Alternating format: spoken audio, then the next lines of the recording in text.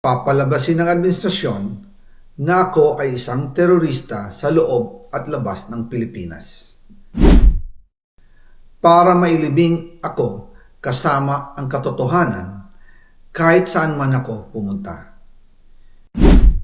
Sinabi na agad sa akin ni Speaker Romualdez na kailangan ko makapag-deliver ng 2 billion pesos kada buwan para sa pagdi-deliver ng male-maletang pera patungo sa bahay ni Speaker.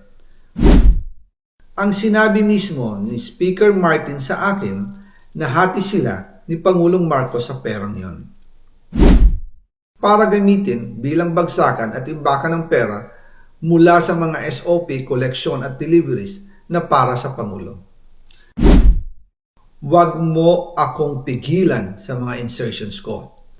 Huwag ka nang makialam sa budget. Ang gusto niya ng 50 billion pesos na insertion. Ngunit ang sagot ng Pangulo, humingi ka ng bago or dagdag na insertions.